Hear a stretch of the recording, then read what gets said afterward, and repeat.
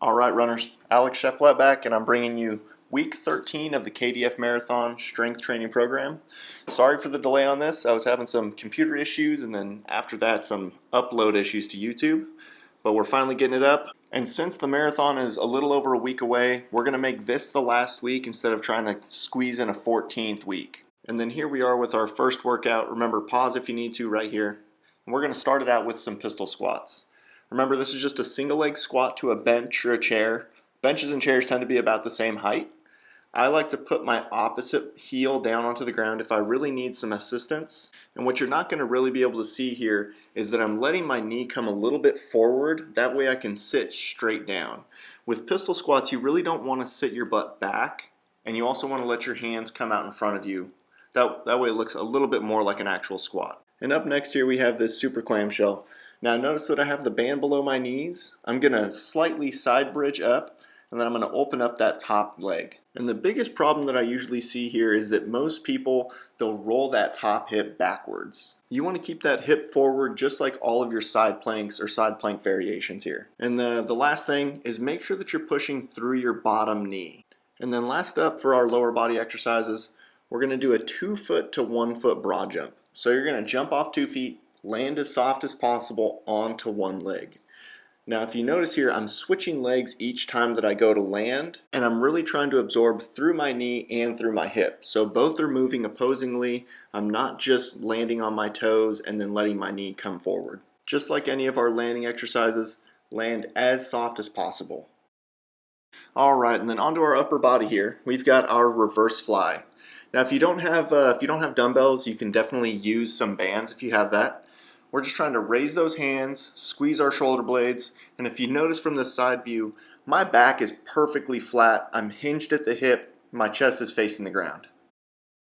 And onto our push, we have just push-ups for time.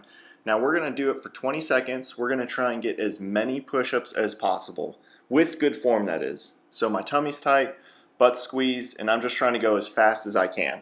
If you fatigue and you can't do any more, just stop that set. And then onto our last exercise, it's just a basic crunch. Now my low back is flat on the ground, my legs are slightly extended, and I'm not pulling on my neck with those hands, they're just by my ears. I'm trying to pull my ribs towards my hip bones. If you want to make it a little tougher, just bring those hands up above your head. Just creates a little longer moment arm there. And finally, we just have one mobility exercise this week. It's an overhead squat hold. So my hands are going to be straight over my shoulder. I'm going to let my knees come a little forward as I squat down as low as I can. I'm trying to keep my low back as flat as possible as I go down. And up next, I'm going to show you just a really quick variation.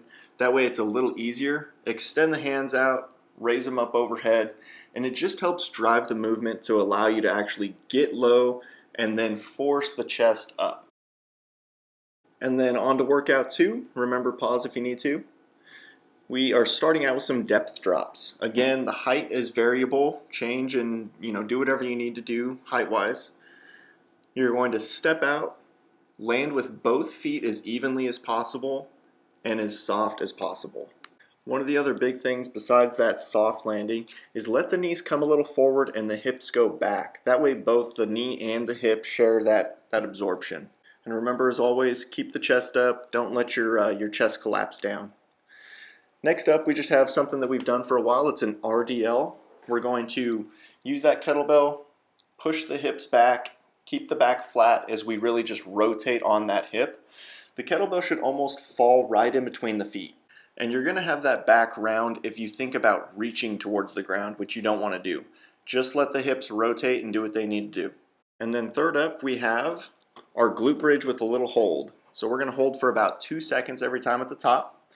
We're going to use that dumbbell to weight the bridge, push through the heels, keep our stomach tight, and squeeze the butt. Now something that I often see is people start with their feet out too far in front of them, and that's going to cause your hamstring to have to fire a lot. So if you feel like you're getting a lot of hamstring cramping, pull your heels back a little more towards your butt, and that'll alleviate it.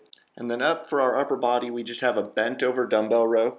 And if you don't have dumbbells like we did in a previous one, just use a band. But we're trying to drive those elbows back, squeeze the shoulder blades. We're in that same position as the RDL where we're bent over, but our back is perfectly flat. Then onto our pressing motion, we have a bottom-up kettlebell press. If you don't have a kettlebell, that's fine. Just use a dumbbell. Now I'm keeping my ribs down. I'm driving that hand straight up overhead, and I'm not letting my low back arch. And if you do have access to a kettlebell, you want that bottom to stay up the entire time. It's going to be a little harder on the shoulder, but it's going to work a little bit more shoulder stability as opposed to just using a dumbbell or a barbell. And notice that elbow comes in front as opposed to directly out to the side. And then onto our core exercise, we have a long lever plank. And notice that my elbow is just up by my eyes. That's the only difference between just a normal plank and a long lever plank. You can adjust it to make it easier. Just bring the elbow a little more underneath the shoulder. Now the three things I think about here, I'm squeezing my butt, not letting my hips drop, and squeezing my stomach as well. And then onto our last thing, we have our half kneeling hip flexor stretch.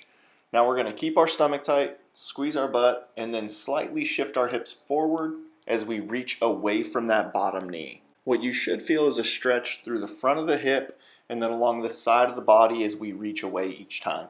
And from this side view, you can see that I'm really not leaning forward at all. My chest is pretty much straight up and down, and I'm trying not to let my low back arch at all.